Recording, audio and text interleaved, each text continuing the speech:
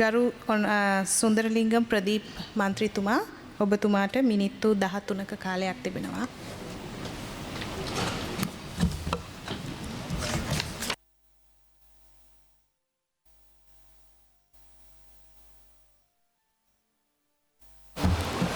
කතා කරන්න මන්තුමා.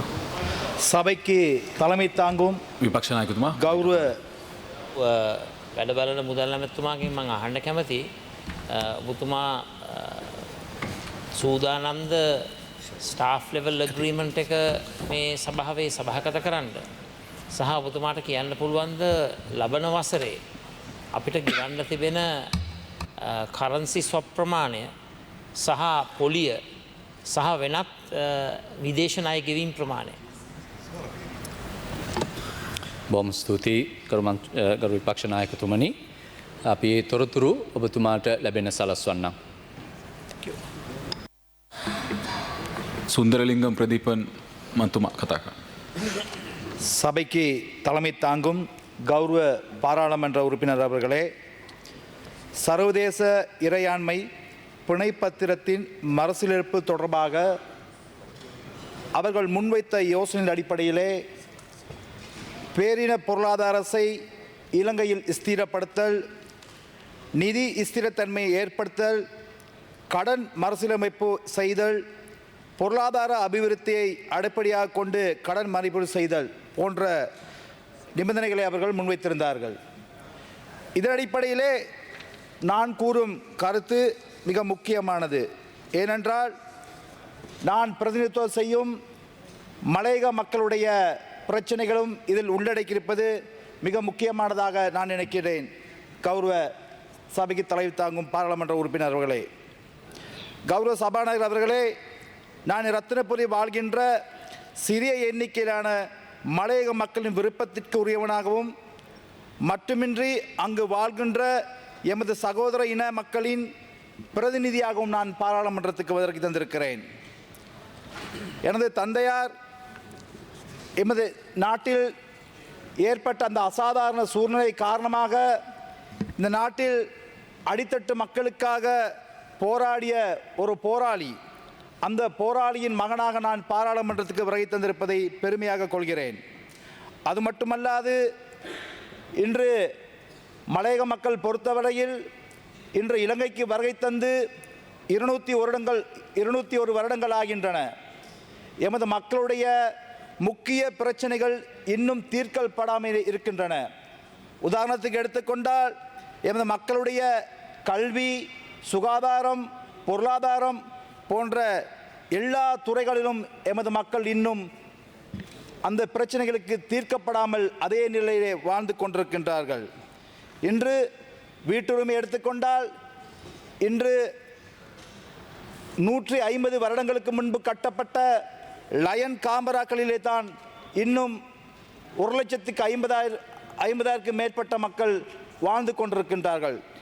ஏன் நானும் எமது சமூகத்தை சார்ந்தவர்களும் இன்னும் அதே லயன் காமராக்களில் தான் வாழ்ந்து கொண்டிருக்கின்றோம். நான் நினைக்கிறேன் தேசிய மக்கள் சக்தி மலையக மக்களுடைய பிரச்சனைகளை நன்கு அறிந்திருக்கின்றோம். அதன் அடிப்படையிலே எட்டன் பிரகடனம் மூலமாக எமது மக்களுடைய இந்த காணி பிரச்சனைகளுக்கு நாங்கள் தீர்வுகளை வழங்கியிருக்கிறோம். அதன் அடிப்படையிலே எதிர்வரும் காலங்களிலே எமது மக்களுடைய காணி பிரச்சனைகளை தீர்ப்பதற்காக நாங்கள் முன்னின்று செயல்படுவோம் என்பதை நான் கூறிக்கொள்ள விரும்புகின்றேன். கௌரவ சபைக்கு தலைமை தாங்கும் பாராளுமன்ற உறுப்பினர் அவர்களே, நண்பர்களே, இந்த நாட்டின் பொருளாதார வளர்ச்சிக்கு முதுகெலும்பாக உழைத்தவர்கள் மலையக பெருந்தோட்ட மக்கள்தான் என்பதை நான் திரும்ப திரும்ப கூற வேண்டியதில்லை.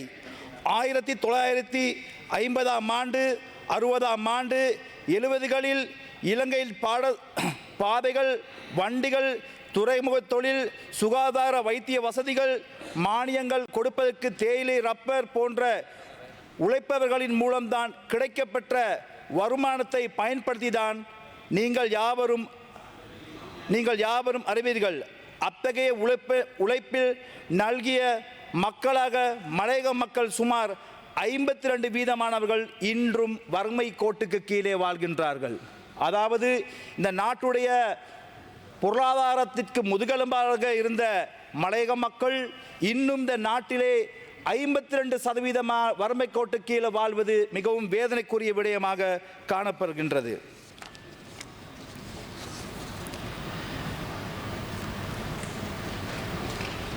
ஒன்றை முக்கியமாக எனது உரையிலே பதிவு செய்கின்றேன். 1977ஆம் ஆண்டு ஆட்சிக்கு வந்த ஐக்கிய தேசிய கட்சி 1977லும் 1983லும் திட்டமிட்டு வன் செயல்களை நடத்தியது. ஆனால் ஜனநாயக ரீதியில் செயல்பட்டு வந்த மக்கள் விடுதலை முன்னணியை ஜே.ஆர். ஜெயவர்தனா அவர்கள் அன்றைய அரசாங்கம் தடை செய்தார்கள். அன்று அந்த கொடுமைகளுக்கு எதிராக போராடிய எத்தனையோ போராளிகளின் தியாகம்தான் இன்று எங்களுடைய ஆட்சிக்கு நாங்கள் வருகை தந்திருக்கிறோம். அது மட்டுமல்லாது சபைக்கு தலைமை தாகும் பாராளுமன்ற உறுப்பினர் அவர்களே, இன்று எமது கட்சியின் தலைவர் அதே போல எமது நாட்டினுடைய ஜனாதிபதி அவர்கள் இந்தியாவுக்கு விஜயம் செய்திருக்கிறார். இந்தியாவிலே அவருக்கு மிக உயர்ந்த வரவேற்பினையும் கௌரவத்தையும் கொடுத்திருக்கின்றார்கள். இலங்கை என்ற வகையிலே அதற்கு நாங்கள் பெருமை கொள்கின்றோம். அது மட்டுமல்லாது இந்தியாவின் அரசாங்கத்திடமும் அதேபோல் தமிழ்நாட்டினுடைய அரசாங்கத்திடம் நாங்கள் கேட்டுக்கொள்வது, மலையக மக்களுக்கு எங்களுடைய பிரச்சனைகளுக்கு தீர்வு காண்பதற்கு நீங்கள் முன்வந்து செயல்பட வேண்டும் என்ற கோரிக்கையின் இந்த உயர்ந்த சபை மூலம் அவர்களுக்கு நான் அறிவித்துக் கொள்கிறேன்.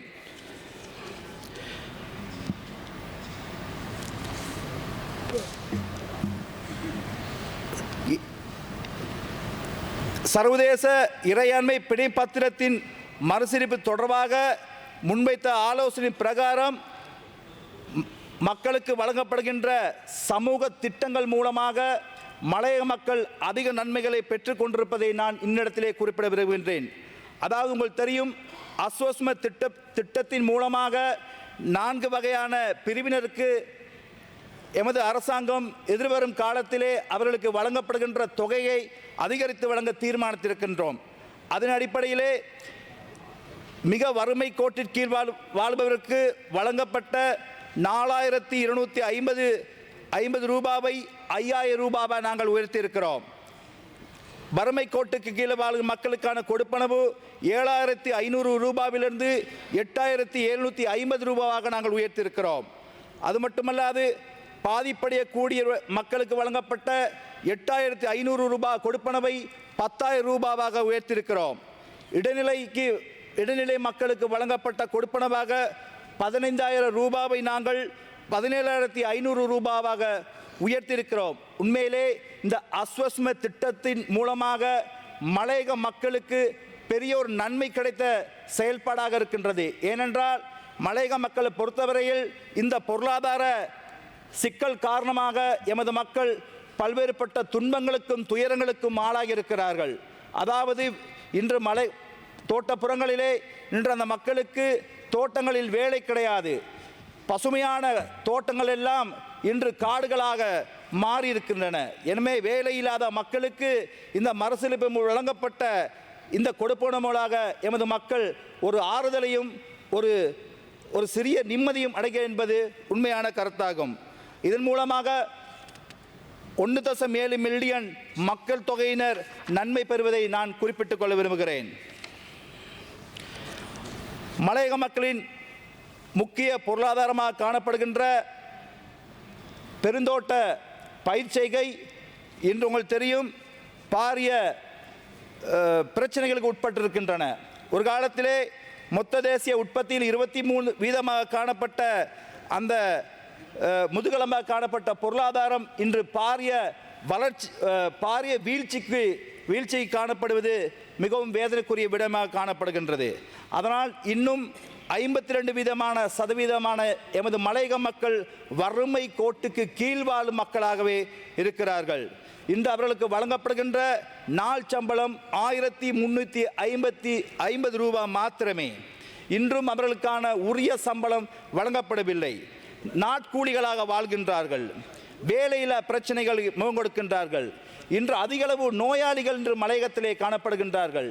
நாங்கள் வைத்தியரிடம் நோய்க்கு மருந்து வாங்க செல்கின்ற பொழுது வைத்தியர் கூறுகிறார், அந்த நோயாளிக்கு சிறந்த சத்துள்ள உணவை உட்கொள்ளும்படி சற்று யோசித்து பாருங்கள். நாளொன்றுக்கு 1350 ரூபாய் சம்பளத்திலே எவ்வாறு எமது மக்கள் ஒருவேளை உணவை போசாக்கான உணவாக உட்கொள்வார் என்பது கேள்விக்குறி என்பதை நான் உங்களுக்கு கூறிக்கொள்ள விரும்புகிறேன். அது மட்டுமல்லாது இந்த திட்டத்தின் மூலம் கடன் திட்டங்களை இந்த மறுசீரமைப்பு மூலமாக அறிவித்திருக்கிறார்கள். அதாவது கடன் திட்டங்கள் என்றால் வழங்கப்படும் கடனுக்கான வட்டி விகிதம் தற்பொழுது கிரமமாக குறைந்து வருகிறது.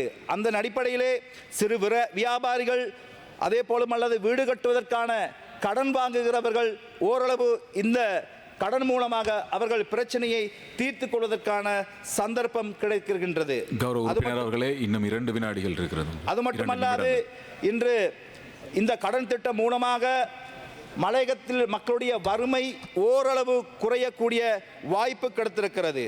நிதி ஸ்திரத்தன்மை ஏற்பட்டிருக்கிறது. இந்த IMF-னுடைய இந்த மறுசீரமைப்பு மூலமாக சமூக நலத்திட்டங்களை அவர்கள் கட்டுப்படுத்தவில்லை. அதை அவ்வாறு தொடர்வதற்கான வாய்ப்பினை வழங்கியிருக்கின்றார்கள். இது எமது மலையக மக்களுக்கு கிடைத்த ஒரு சிறிய ஆறுதலாக நான் கூறிக்கொள்ள விரும்புகின்றேன்.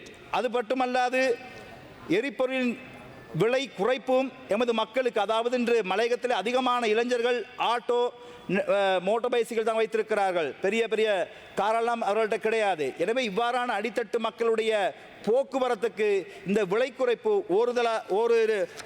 ஒரு சில ஆறுதலாக இருப்பது என்பதை நான் கூறிக்கொள்ள விரும்புகிறேன்.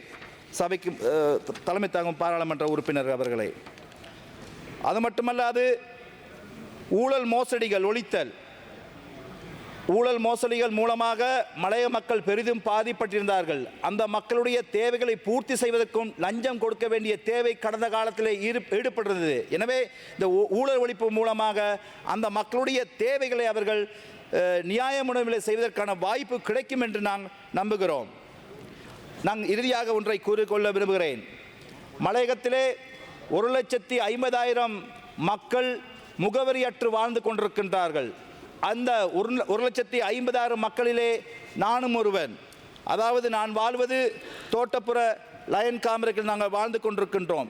எனது முகவரி இலக்கம் 28C இலக்கம் 1 கீழ்பிரிவு ஓபாவத்தை காவத்தை අංක 28C අංක 1 පාලකොටස ඕපාතවත්ත. මේක තමයි මගේ නිවසගේ ඇඩ්‍රස් එක.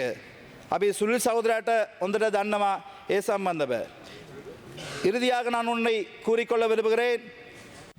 எமது மக்களுடைய வேதனைகள் சம்பந்தமாக ஒரு பழமையான கவிதை ஒன்று இருக்கின்றது.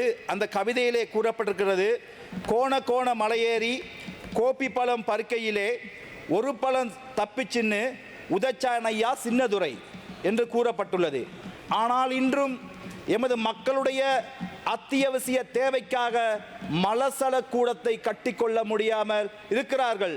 அவ்வாறு மலசல கூடத்தை கட்டுகின்ற பொழுது அன்று உதைத்த கோப்பி பழம் தவறியதற்காக உதைத்த சின்னதுரை இன்று எமது மக்கள் மலசலம் கூடம் கட்டியதற்காக வந்து உதைக்கின்றார்கள். அது மட்டுமல்லாது தனக்களுடைய பின்னுக்கும் காணப்படுகின்ற சிறிய இடத்திலே வீடு கட்டினால் கூட வந்து உதைக்கின்ற நிலைமைகள் காணப்படுகிறது. எனவே நாங்கள் நினைக்கின்றோம், இந்த மாற்றத்தின் ஊடாக தேசிய மக்கள் சக்தி மலையக மக்களையும் மனிதராக மதித்து எதிர்வரும் காலங்களிலே எமது மக்களுடைய வாழ்க்கையை மேம்படுவதற்கும் நாங்கள் நிம்மதியாக வாழ்வதற்கும் செயல்படுத்த என்ற நம்பிக்கையோடு நாங்கள் பயணித்துக் கொண்டிருக்கின்றோம். நன்றி. நன்றி கௌரவ உறுப்பினர் அவர்களே.